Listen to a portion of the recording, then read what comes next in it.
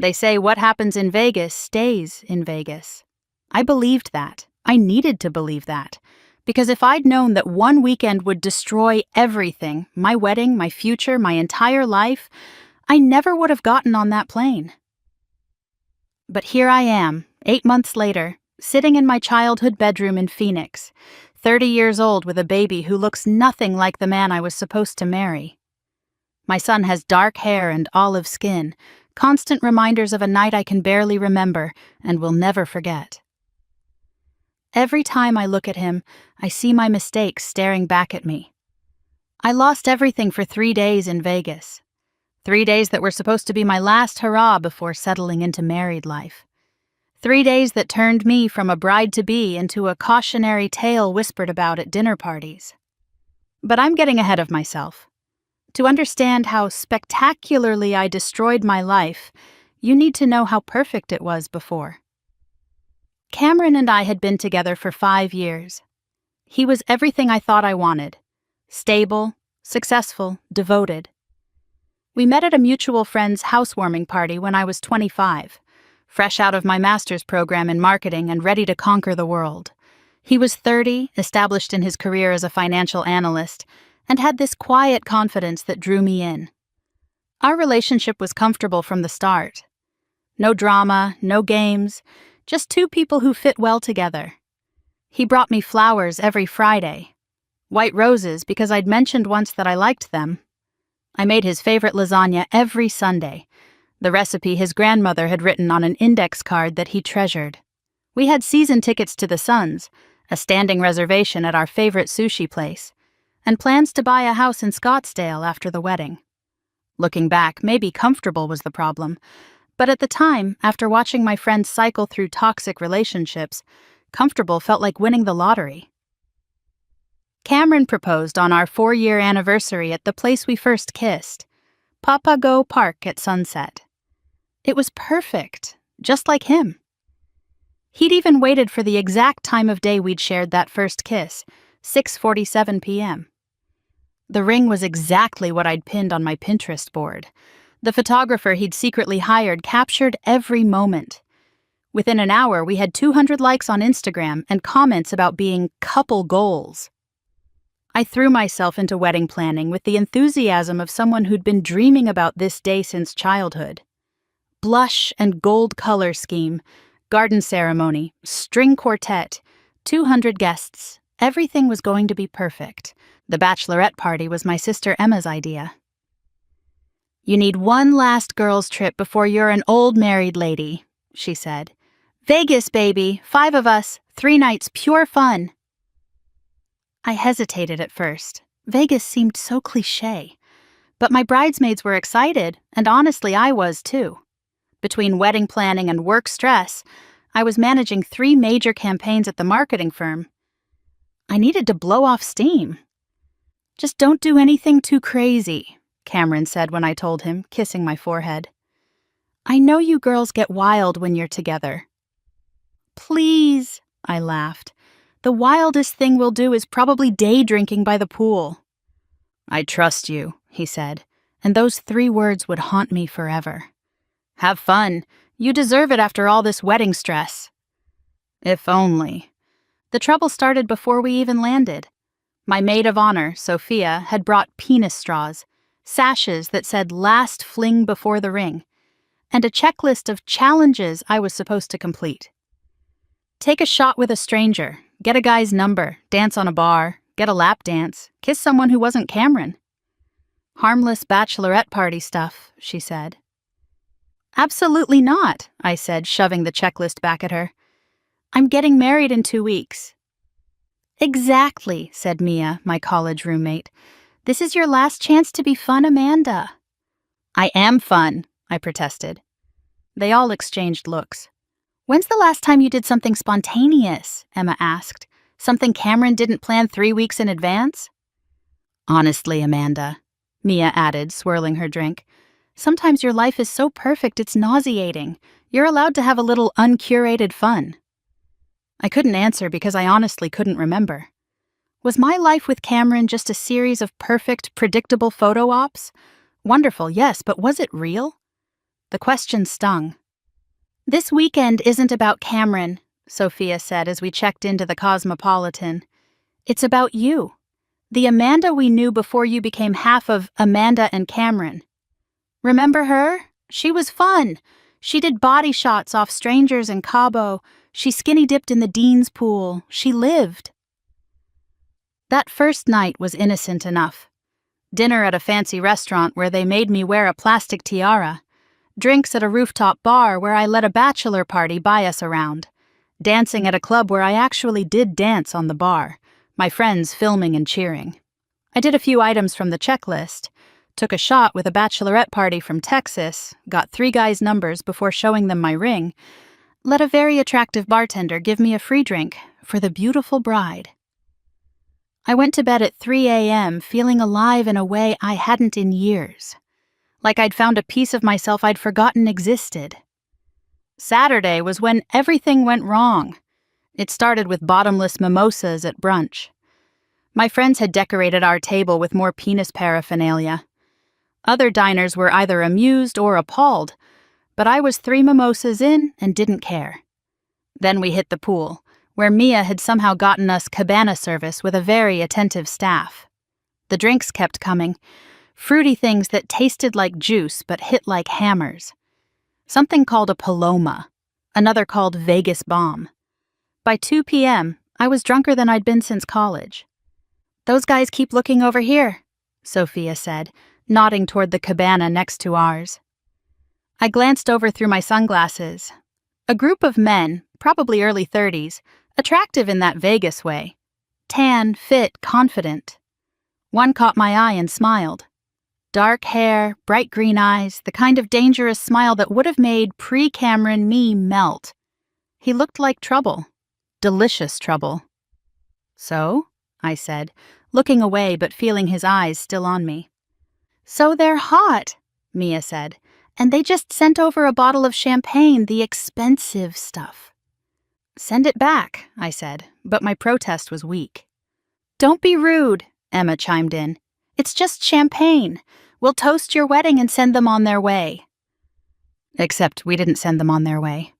They joined our cabana. Introductions were made. The one with green eyes was Bryce, a pharmaceutical sales rep in town for a medical conference. His friend was James, also in medical sales. They were charming, funny, and genuinely respectful when I mentioned I was there for my bachelorette party. "Congratulations," Bryce said, raising his glass. "Your fiancé is a lucky man." "Thank you," I said, and meant it. Cameron was lucky. I was lucky. We were lucky together. But as the afternoon wore on and the drinks kept flowing, I found myself forgetting about luck. Forgetting about Cameron. Bryce was telling stories about his travels. He'd been to 30 countries, each with its own adventure. When was the last time Cameron and I had gone anywhere that wasn't pre-planned and pre-packaged? "What's the craziest thing you've ever done?" Bryce asked me directly. "Getting married in 2 weeks," I said, trying to be cute.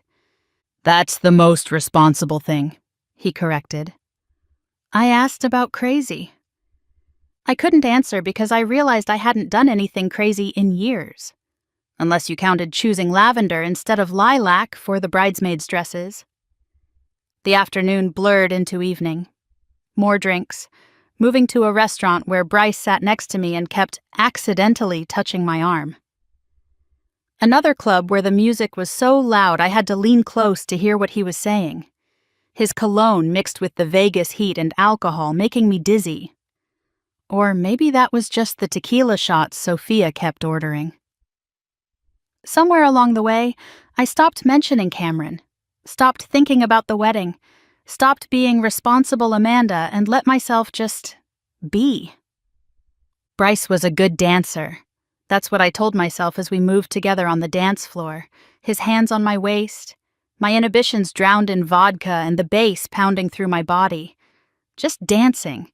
Nothing wrong with dancing. "You're beautiful," he said in my ear, his breath hot against my neck. "I'm engaged," I replied, but I didn't move away. If anything, I pressed closer. "I know," he said. "I'm not trying to start anything, just stating a fact." His hand moved lower on my back, I let it. My friends were scattered around the club with other guys from Bryce's group. Sophia was making out with someone in a corner. Mia was doing shots at the bar with a guy who looked young enough to be carded. Emma was grinding on the dance floor with James.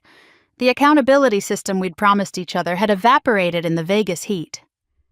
I should find my friends, I said, but made no move to leave his arms.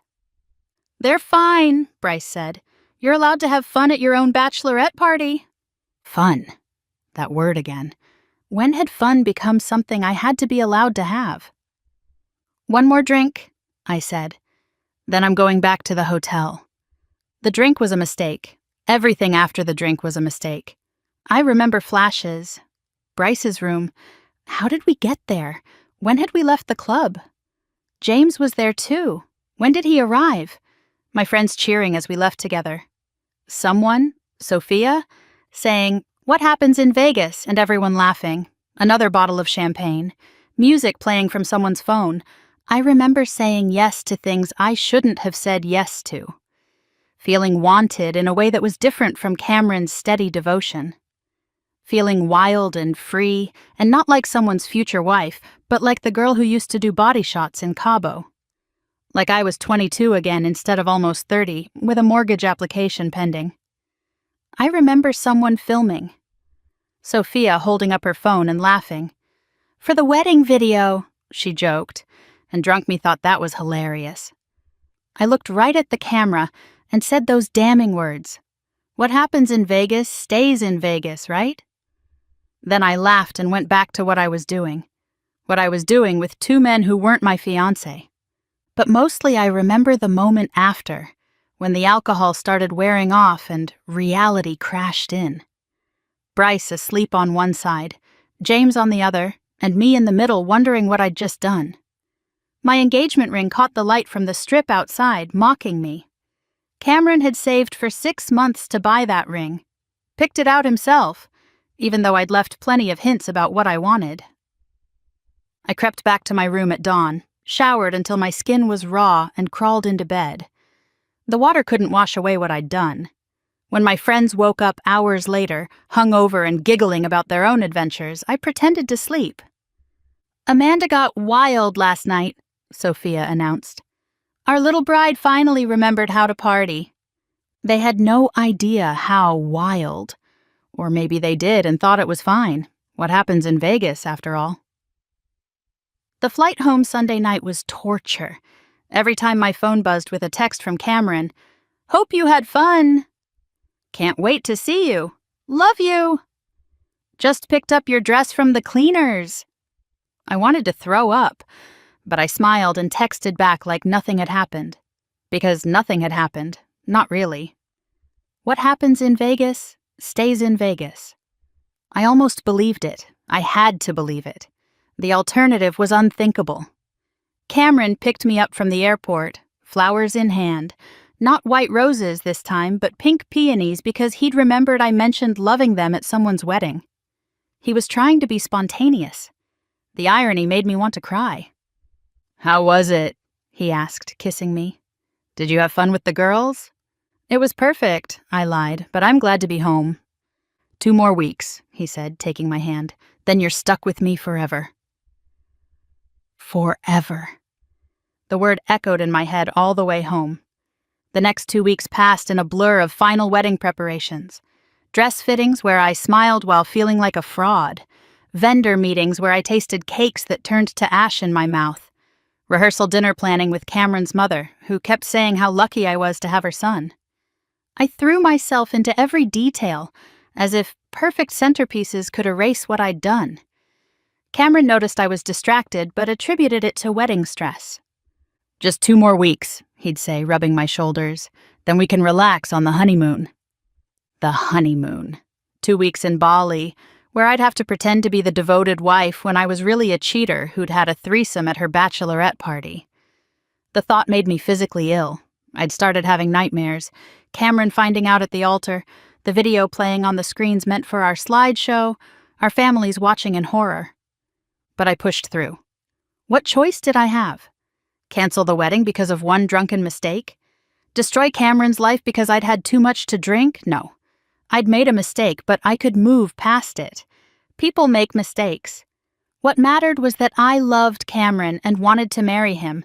I really believed I could do it. I convinced myself the guilt would fade after we were married, that being a good wife would somehow balance out being a terrible fiancé. Right up until Wednesday night when everything exploded. I was at my final dress fitting with my mom and Cameron's sister, Lily. The seamstress was literally sewing me into the dress. It was so tight I could barely breathe, but I'd lost weight from the stress and they needed to take it in. My phone started buzzing incessantly on the counter. Cameron calling. I sent it to voicemail. He called again and again. "Just answer it," my mom said. "Maybe something's wrong with the venue." "Or the flowers," Lily added. "Remember when they almost delivered purple roses instead of white to the rehearsal?" I wish it had been the flowers. "Where are you?" Cameron's voice was wrong, flat, dead, like someone had sucked all the warmth out of it. "At the dress fitting. Why? What's wrong?" "Come home, now." "Cameron, what?" "Now, Amanda." He hung up. I stared at the phone, my heart hammering so hard I thought it might burst through the corseted bodice. He knew. Somehow he knew. "I have to go," I told the seamstress, who looked scandalized as she cut me out of the half-sewn dress. Thousands of dollars of French lace and silk, sliced open like my life was about to be. "What's wrong?" my mom asked, but I was already running to my car, still in my slip and heels. The drive home was the longest of my life. Every red light felt like torture. I ran through scenarios, explanations, lies. Maybe someone had seen me dancing with Bryce. I could explain dancing. Maybe one of the girls had posted something incriminating on social media. I could handle that. Maybe it was something else entirely. His dad's health, a problem at work, anything but what I knew in my bones it had to be. I couldn't handle what was actually waiting for me. Cameron was sitting at our kitchen table, his laptop open in front of him. The kitchen we'd renovated together, where we'd argued about backsplash tiles and celebrated with champagne when it was finished. He looked up when I walked in, and the expression on his face made me stop in my tracks. I'd never seen him look at anyone like that, let alone me, like I was something disgusting he'd stepped in. "Cameron, don't." He turned the laptop toward me. "Just watch." My first thought was that Sophia had sent it. A drunken mistake. But what played on the screen was too slick, edited with music. It was the video.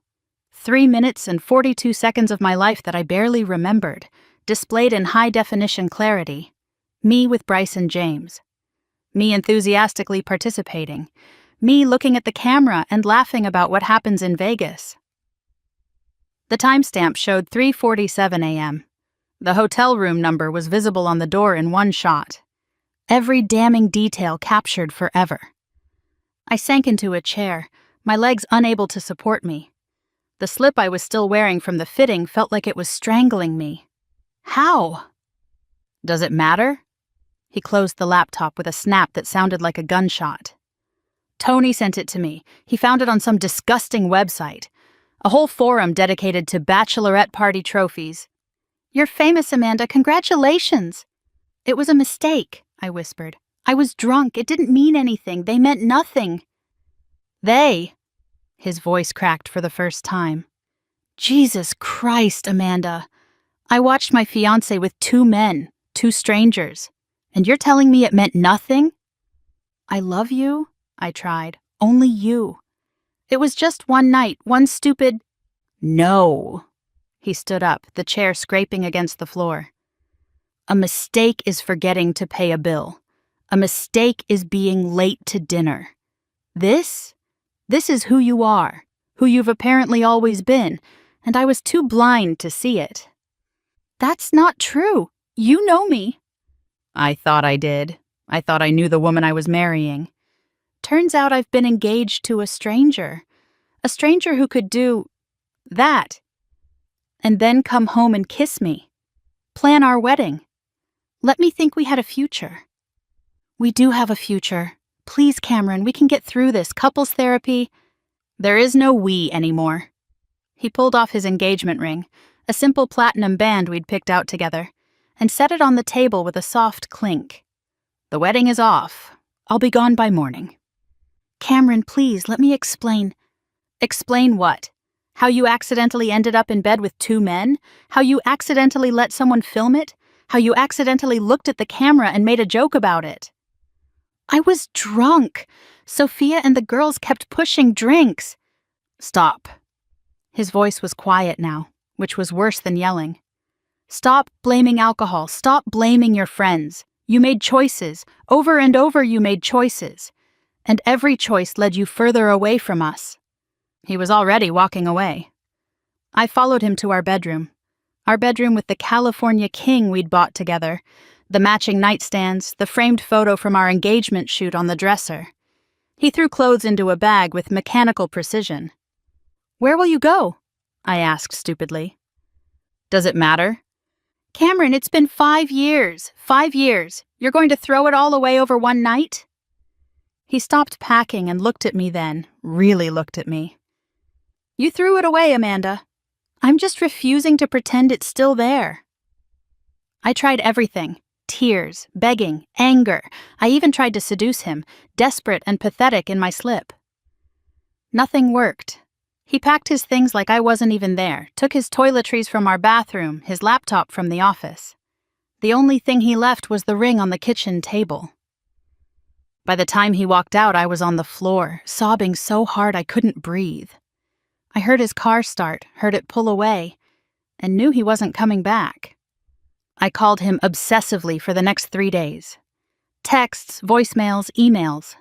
They started desperate, "Please call me back," and descended into pathetic, "I'll do anything to fix this." I sent novels about our history, our plans, our love.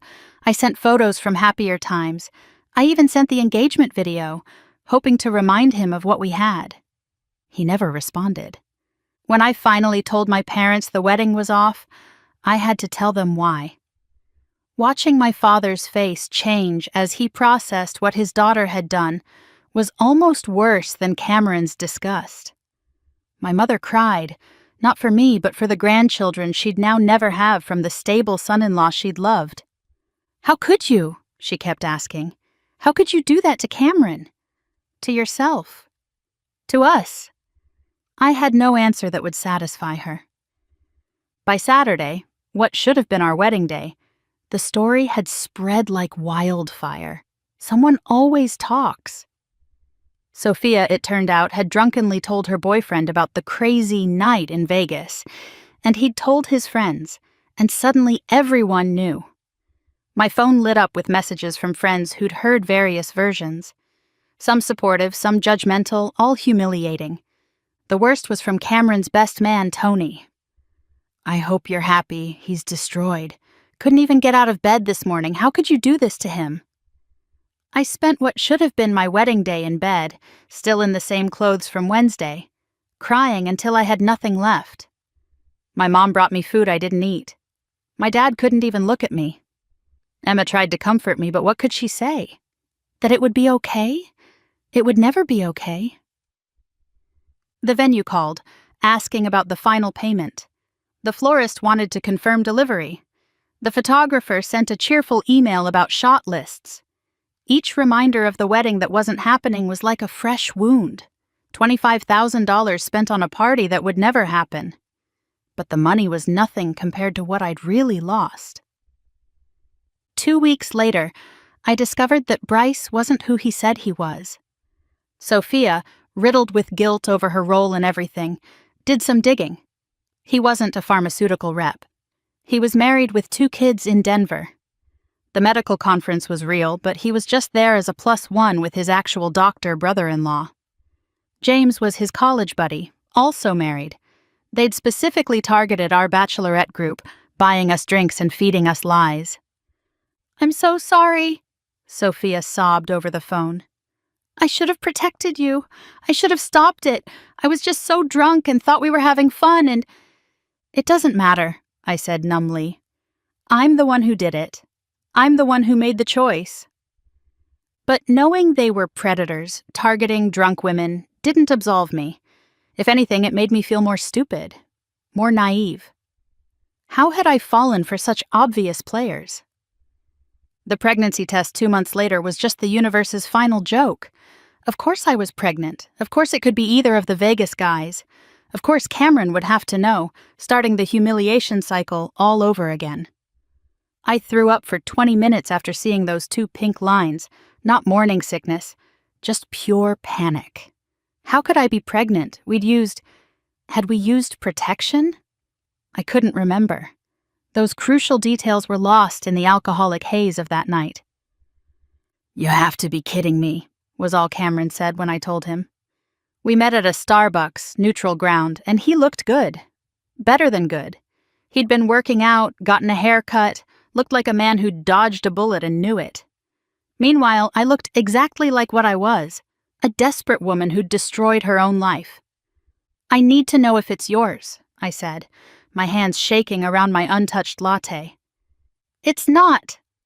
"We had sex the night before I left." "No, we didn't." His voice was certain. "I remember that week clearly, Amanda. Every detail is burned into my brain. We didn't have sex that night, or any night that week. You were too busy with your bachelorette planning, too tired, too stressed about the wedding. Ring any bells?" He was right. Of course he was right. I'd been so focused on the trip, on the wedding, on everything but him that last week. But I'd convinced myself otherwise because the alternative was too horrible to contemplate. "I'm sorry," I whispered. "For what? For cheating, for lying, for trying to trick me into raising another man's baby?" "All of it." He laughed, but there was no humor in it. "You know what the worst part is? If you'd come home and told me immediately, if you'd been honest, maybe we could have worked through it. But you were going to marry me. You were going to stand up in front of our families and God and promise to be faithful when you'd already broken that promise. That's not a mistake, Amanda. That's cruelty." "I was scared." "You were selfish. There's a difference." I had no defense because he was right. The paternity test confirmed what we both knew. The baby wasn't Cameron's. When I finally tracked down Bryce through social media, using his real name I'd found through reverse image searching, his wife answered his phone. "Is this about Vegas?" she asked, her voice tired. "You're not the first to call." My blood ran cold. "What?" "My husband and his friend have a habit of picking up women at bachelor and bachelorette parties. Vegas, Nashville, Miami. I'm divorcing him if that makes you feel better. Though I'm guessing you're calling because you're pregnant. The last one was too." The last one. I wasn't special. I wasn't even unique in my stupidity. Bryce, when he finally called back from a blocked number, laughed when I told him I was pregnant. A cold, cruel sound. "Not my problem," he said. "You knew what you were doing. Don't try to trap me with some kid that isn't even mine. For all I know, you slept with the whole Vegas Strip." "It's yours or James's," I insisted. The paternity test ruled out. "I don't care. I'm not giving you a dime.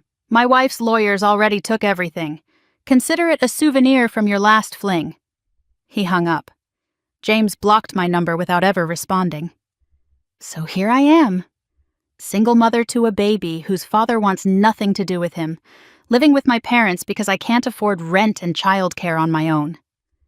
The marketing firm I'd worked so hard to build my career at let me go during restructuring, code for "we don't want the scandal." Working part-time at a digital agency for half my previous salary because it's all I could find with flexible hours. My son, I named him Lucas, is 6 months old now. He has Bryce's green eyes and olive skin, constant reminders of my destruction. He's beautiful and innocent and deserves so much better than the origin story I gave him. Cameron, from what I hear through the brutal grapevine of mutual friends, is thriving. New girlfriend. Met her at his gym, apparently. Promotion at work. Senior financial analyst now. Traveling to all the places we'd planned to go together. His Instagram is full of smiling photos and exotic locations with a woman who probably never gave him a reason to doubt her. Her name is Rebecca. She's a pediatric nurse. Of course she is. Someone who takes care of children instead of destroying them. I want to hate her, but I can't. She's living the life I threw away. The life I could have had if I'd just gone to bed that night in Vegas. If I'd just remembered that what happens in Vegas doesn't actually stay there. It follows you home and destroys everything. My friends have mostly faded away. Sophia texts occasionally, still guilty about her role in everything. But she's engaged now, planning her own wedding, and my presence is a reminder of how badly things can go. Emma helps when she can, but there's judgment in her eyes. She's married now, too, to a man who trusts her completely. Must be nice. The other bridesmaids who were in Vegas? They've rewritten history. In their version, I was the one who wanted to meet those guys.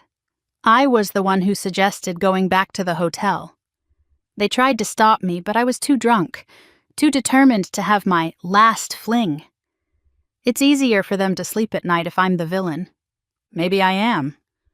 My therapist says I need to forgive myself, that everyone makes mistakes, that I'm not defined by one bad decision.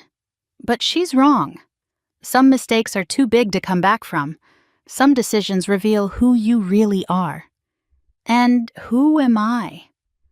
I'm the woman who destroyed a good man's trust, who threw away a loving relationship for a night I barely remember, who turned what happens in Vegas into a nuclear bomb that obliterated my entire life.